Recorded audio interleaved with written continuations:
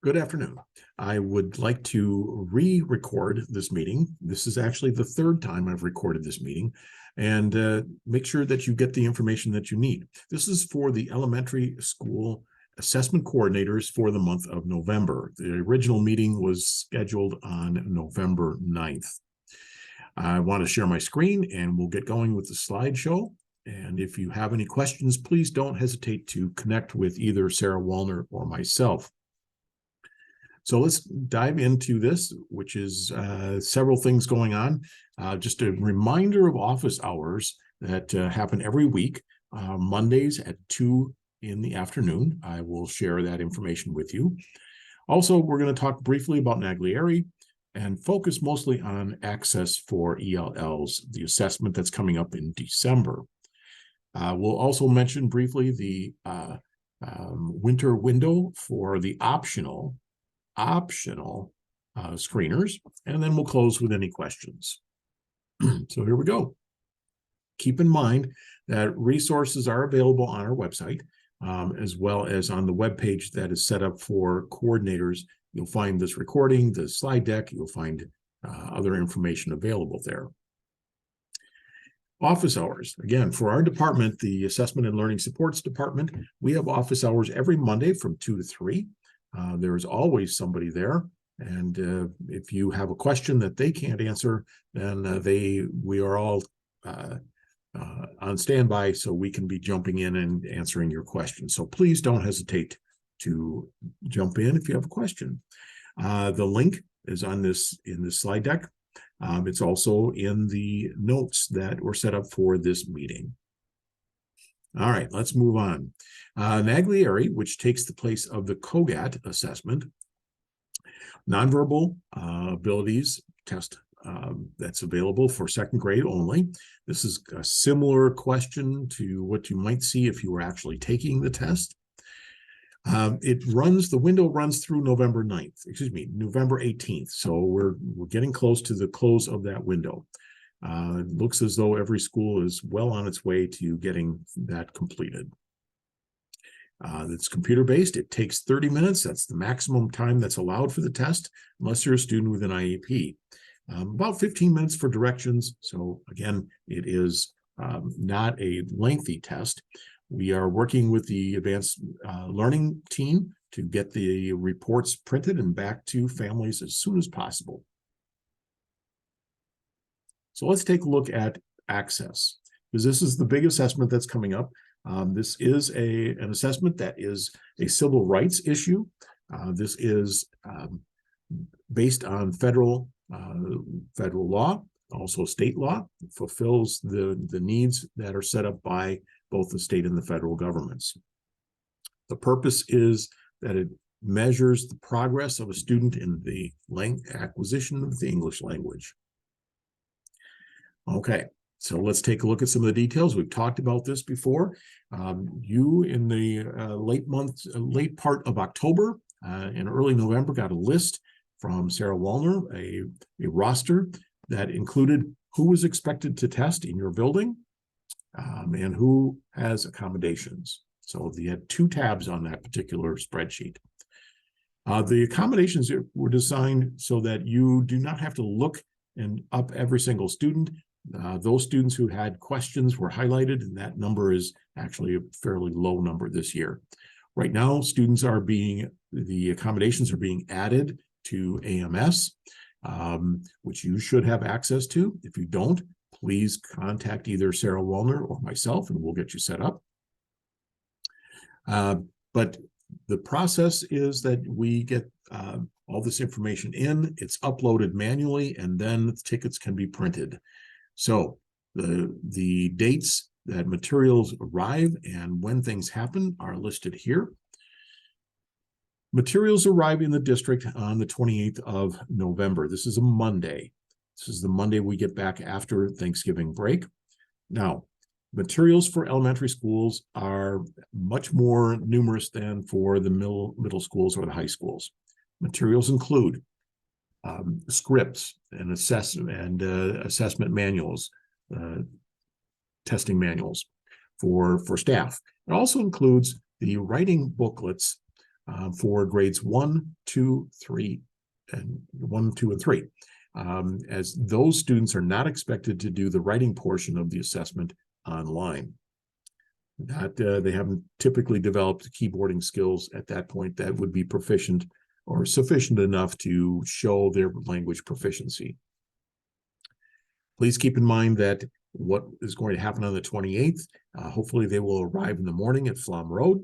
My team will descend upon Flom Road and get the boxes all set up and determined who gets them and where they go and onto the truck, so that afternoon, hopefully they will start appearing in at your doorstep.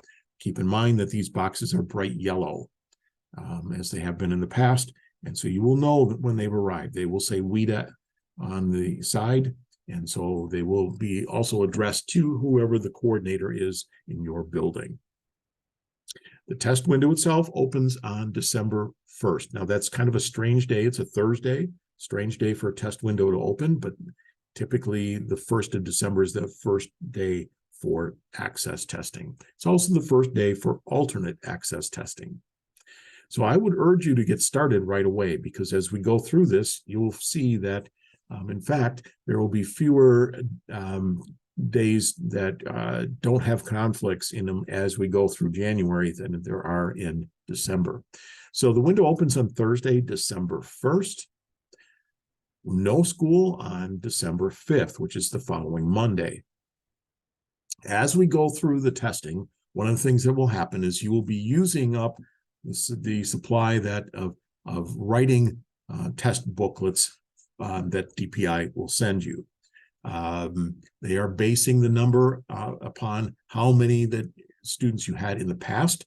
That could change. If it does, and you're running low on some test booklets, let us know. Let myself or Sarah know. We will order them for you.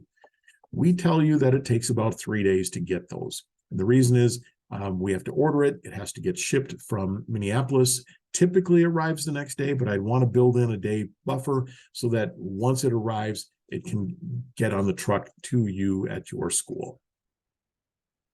Okay, so in December, keep in mind that we have winter break, which begins on the 21st, and the 21st of December is a Wednesday. So you have approximately 2 solid weeks, maybe a couple more days in there. I know that the 19th and 20th of December, you're probably not going to do a lot of testing. Just that's the way it works out. Winter break ends and we return on January 4th. That's the first day of classes after winter break. So there will be a little bit of time. You'll have approximately a week or so of uninterrupted time in January. However, Martin Luther King Jr. Day is on Monday the 16th, and there will be no school that day. That same week is the end of semester, January 20th. The window closes the following week, so you'll have one more week after that. Hopefully by that time, you're only dealing with those students who have to make up different sections of the assessment. Question we always get is, what about students who arrive during the testing window? Keep in mind that the process remains the same regardless of when they arrive. So you always enroll the student, have the student enrolled, and during that enrollment process, they have the home language survey completed. That determines whether or not students will need to take the WIDA screener. The WIDA screener is required to identify a student new to the district, probably new to the U.S., a student who is an English learner. We do not want to test students who are not English learners, as it causes a real dilemma in how to get them off from that list. So as we go through this process, and you know it takes time, so I'm going to tell you that students who arrive on January 20th or after go through that same onboarding process, but they will not be required to take the access test this year.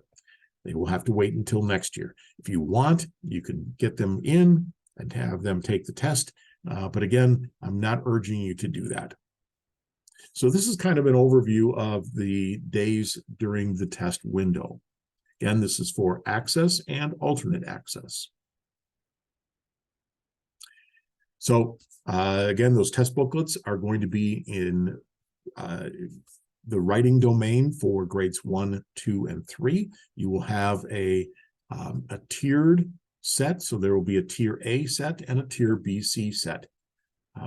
Again, the process that we just went through is listed here. Keep in mind that everyone who proctors the test needs to have taken the PD and passed the quiz. That includes all access coordinators, bilingual resource teachers, and any support staff that are actually involved in the testing of students. Here is something new this year. We understand and we fully appreciate the fact that you are stretched thin as a staff. Any adult who is employed by the district can give the access test, provided they do the professional development and pass the quiz. You do not need to be proficient in a language other than English. And so keep in mind that this could be for EAs or SEAs. Now, this should not take place, this should not supplant or take the place of their regular day unless English language support, learner support is part of their normal day. But if you have a full-time, if you have a half-time person, for instance, who would like to add additional hours, you can certainly use that person's contract, the additional time as an LTE, and they would get paid through the Office of State and Federal Programming. Please contact Jen Kluterman if you have any staff member who are interested in that. And whether or not it's in your building, maybe they could also help out supporting another building as well. If you have questions about that, if you have questions about who can conduct the test, who can administer it, etc., please let me know, Sarah Wallner or Jen Kluterman and Ben Kolash. If a staff member has not done the professional development yet and needs to do that, or if you have a new person comes on board and somebody says, hey, I'd like to do that, email Sarah or myself, and you will get then we'll set up a WIDA account for the professional development. Ideally, that happens now through December 1st, but that doesn't necessarily have to be true. You have to go and log into the WIDA website, and the approximate time for the professional development takes about 1 hour. And this is what it would look like. So you would go to wida.wisc.edu. You will you'll land on their landing page. You will scroll down. You'll see something called WIDA Secure Portal. Clicking on that will take you to the login page. When we set up an account, what that does is it automatically sends you your username and your password so that you can log in and begin that professional development. Let's talk about the process for access for a little bit. Access testing looks at 4 different domains. So there are 4 separate tests. The first 2 must be given first: listening and reading. Okay, those can be given in either order. There's not a requirement that one is given before the other. However, those 2 must be completed before you can go on and complete the rest of the test. And here's why. Those 2 represent receptive language skills. And so the students are reading, taking this in, they're listening, taking it in, responding to questions. That can be done, can be scored on the computer, by the computer. What it will do is it will give you a tier placement report. In other words, based on the first 2 assessments, the first 2 domains, where are they in their language acquisition? Are they fairly new, which would be a tier A, or are they much more sophisticated in their acquisition, which would be a tier BC? That report is created according to the vendor, about an hour after they complete the first 2 portions. We do know from past experience that it may be as short as 15 minutes. I'm telling you an hour so that you don't plan something to be just, like, oh, 20 minutes later, we're going to sit you down and you're going to take the test, when in fact it may not happen. Now, once you have a tier placement, The report is, we'll show you how to get that in just a moment. The report will have a list for the speaking portion and a list of tiers for the writing portion. So once you've done first step, which is the two domains, listening and reading, you get the tier placement report. Then you regroup your students so that they can handle the speaking and the writing portions in the appropriate tiers.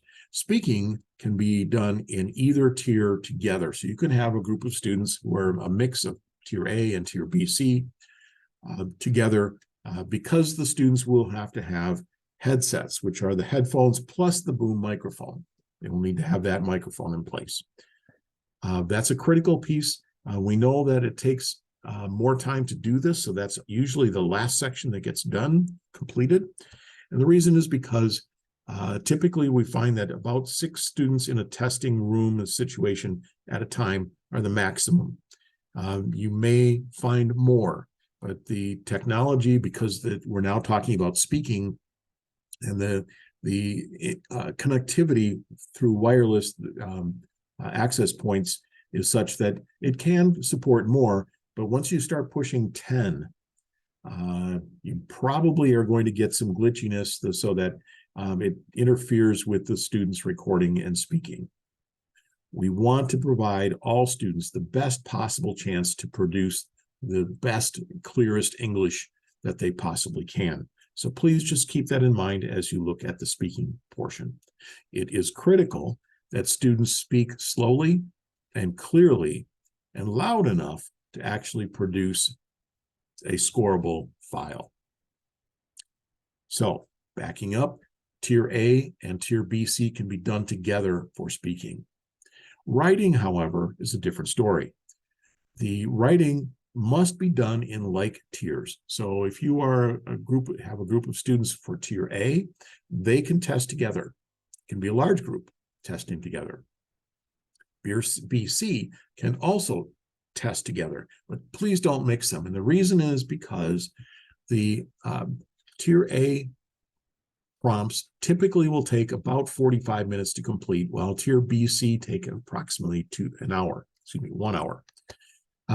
If the student in Tier A finishes early, which they will, they could provide a distraction or some noise that the students who are taking BC would find disruptive. So we, again, wanting to give the best possible testing situation for all students, please do not put students who are in separate tiers in a similar testing in the same room to test. All right, I'm going to take a moment to show you how to get some of these reports, plus other interesting things that you'll like to see. Again, sorry, one of the things, especially at elementary, you'll have students who've never taken Access before. I would suggest that you give them a little bit, maybe a day before, 2 days before, give them a little heads up on what it looks like. So there is a practice site they can go to. You'll find that in the notes or on the Access for ELS page. AMS is the software that our vendor, Data Recognition Corporation, uses to support WIDA access testing. Every one of you should have access to AMS. If you don't, please let us know and we'll make sure that you have that.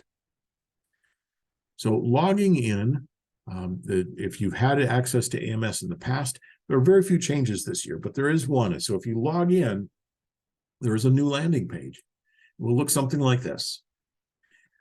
Typically, there was a menu choice that's up here by the black menu bar where it says WIDA and DRC Insight. That will still be there this year. So you can use this new menu choice.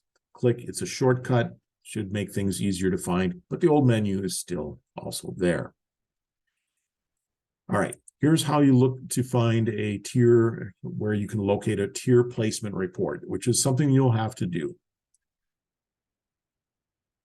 Log into AMS, And from the My Applications, or from the menu choice, look down until you see Test Management. Clicking on Test Management takes you to the following page. It will look something like this over on the right. Say Test Management on top. Under that, again, it says Test Management, and over to the right is one choice. You only have one choice of menu options here. Manage Test Sessions. Clicking on that will get you what looks like something on the left-hand side of this page. You will need to fill out some of these drop downs. WIDA access for ELs, make sure it's the correct year. So 2022, 23, automatically will fill the district, and you should have it automatically fill your school. If it doesn't, just select your school. Looking down a little bit, show test sessions. So show sessions. Click on that button, and it will take you to a series of things that will show you each of the sessions by grade and by grade band. Also, on the right-hand side, you will see a series of what are called action buttons. The one that is next to the red X, if you hover over that, you will see it says View Print Tier Report. So by hovering over that, you'll see you have the right button. Click on that, and it will automatically produce a PDF of your students in this particular grade level, grade band, and it will tell you student name, and it will tell you over on the right-hand side the writing tier and the speaking tier. So that's how you find what tier to place students in after they've completed listening and reading. This will become second nature to you, I'm sure, as we move forward. It might be a little bit more time-consuming to begin with, but you will get this pretty quickly. Now, always a question that comes up. How do I know who's finished the test? Great question, because we want to monitor this fairly closely. So, again, from the main screen, choose a student management option. And once you're there, you have multiple menu choices this time. We're going to click on Student Status Dashboard because we want to check in on how students are doing. That will take you to a menu choice. You need to make sure that Wisconsin is selected. Then it says Select a Site. What will come up is a search bar.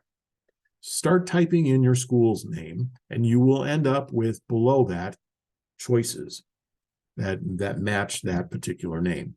Select your school.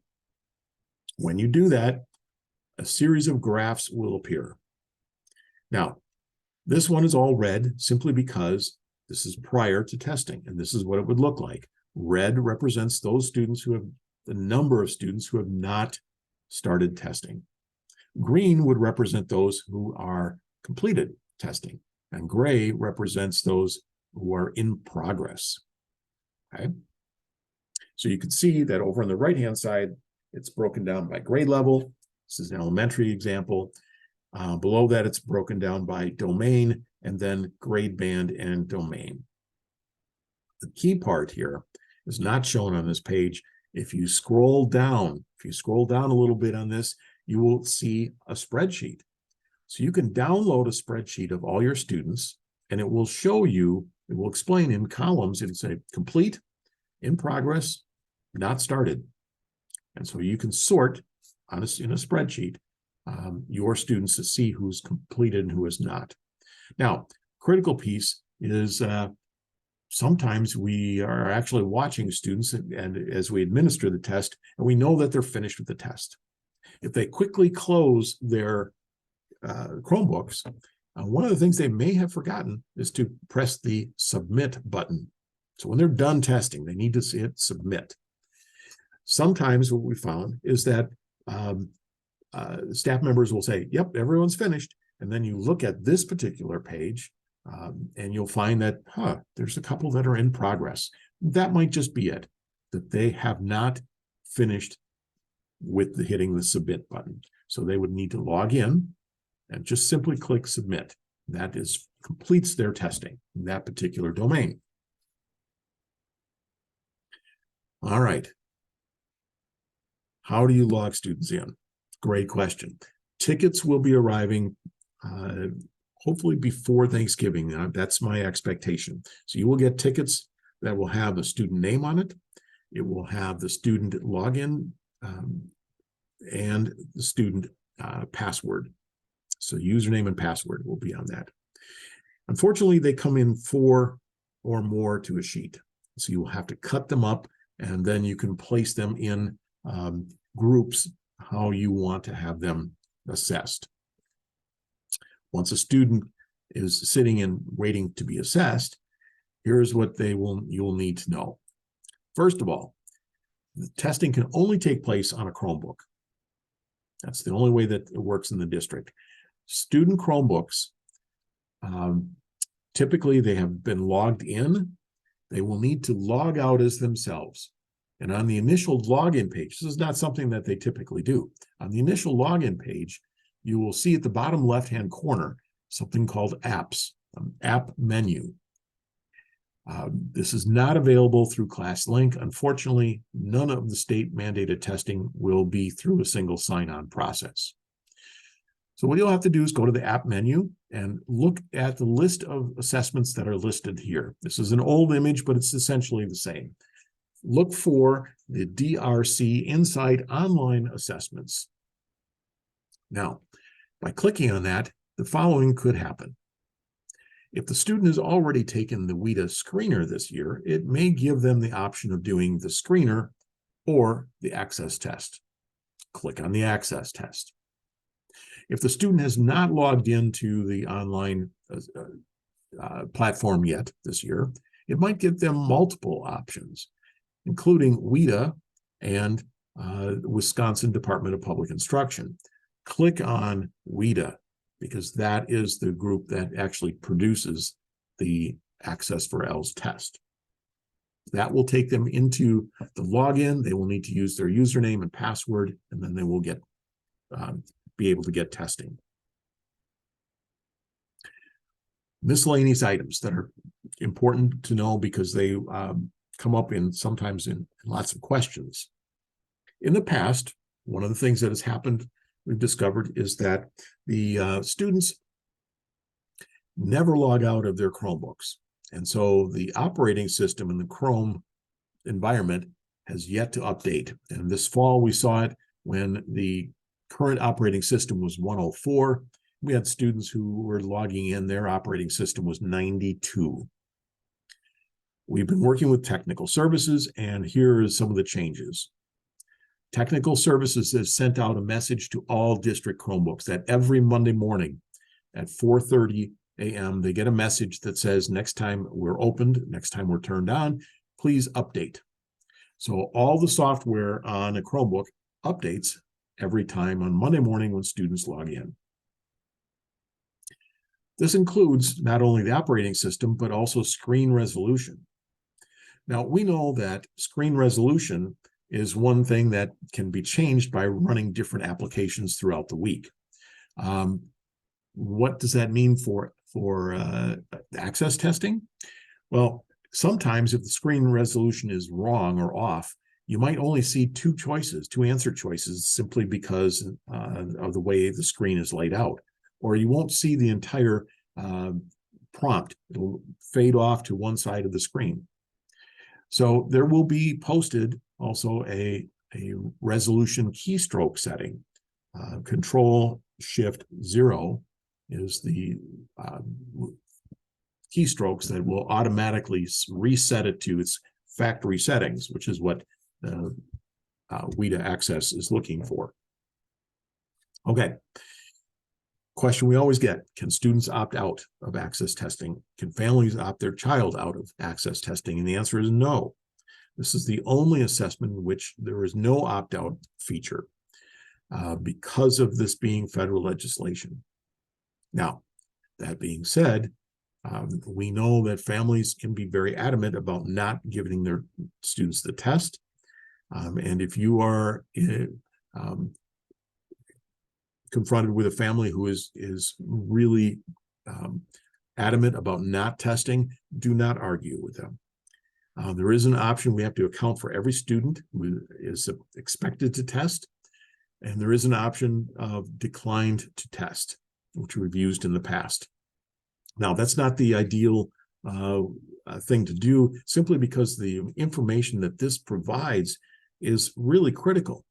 We've had students in the past who have opted out or declined a test, and then suddenly they need this information on a different test in order to get the supports that they actually need. So make sure that we're looking at other at families and students and just saying, this is a critical piece that is used for instruction, for placement, and for other assessments. So the question is, we have a student who is in a different location, at a different program, specifically Madison Promise. What about those students? Well, all students who are rostered at your school are expected to test at your school. Madison Promise is a secondary enrollment, and so they are virtually being instructed, but this is not a virtual test. Even though it's computer-based, it is not a test that can be taken virtually. So we'll talk in a moment about how you're going to go about and address that issue with Madison Promise students specifically, but keep in mind there are other programs that also need to be considered.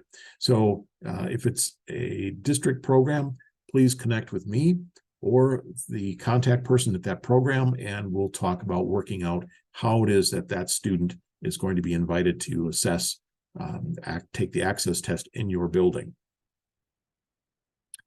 This year, it's an unusual year in that we have the window from the 1st of December to the 27th of January. That is for access testing and alternate access testing. There are just a few students in each building who take the alternate access. When the window closes, we're done. The exception is this year that the state is involved in a field test for a new and improved alternate access test. We will need to test students again. This window is from February 14th through March 17th, even though the state window extends further into April. We are not, as a district, going to be doing this field test after March 17th. So it is critically important that our students do take this test, because it will be the information that is being used by the vendor to improve testing in the future. If you have questions about that, please let me know. There will be more communication about that as we get closer to that window. As I said, let's talk specifically about Madison Promise students. Again, all English learners are expected to test. They're required to test. It has to be either access or alternate access, and it can only be done in person. Madison Promise students are enrolled as your student as the primary enrollment. It's their home school. You need to invite those students to participate in the access test. This is similar to what we've done in the past during the pandemic. So provide the family with the date, the time, and the location of the testing. Now, because families are choosing to do this virtually, they may hesitate to come into the school. If you're having difficult time connecting with the family and getting any kind of response, please contact Andrew Stendall, who is the guidance staff person for Madison Promise. And he's going to help you connect with that family, or he'll let you know what their wishes are. All right. So that's it for access for the moment. We're going to have office hours again this coming week. And if you have got questions, please don't hesitate to reach out. Now, in the fall, we did a series of screeners. We used FastBridge. There is no winter window for FastBridge screeners. However, there's an optional window if you as a building choose to do that. Now, what does that mean? It means as a building, we're going to agree that we're going to do the screener, not just a grade level, not just a student or a teacher. It's going to be the building. There's a form here that you need to click on this link, and it's also found in the meeting agenda and the notes that will let us know that you are intending to do the winter screener. There are reasons to do this. There are reasons not to do it. And those would be in that information on the optional winter screening window that is linked in this particular slide. If you have questions, again, please never hesitate to contact us.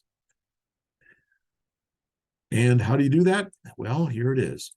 You can contact myself, Sarah Wellner, or our data guru, Lindsay Malio, for questions that you have on assessment or data use. And with that, we are going to wind up this particular meeting. And please, if you need anything, let us know. We are here to help support you in the work that you do. Thank you very much.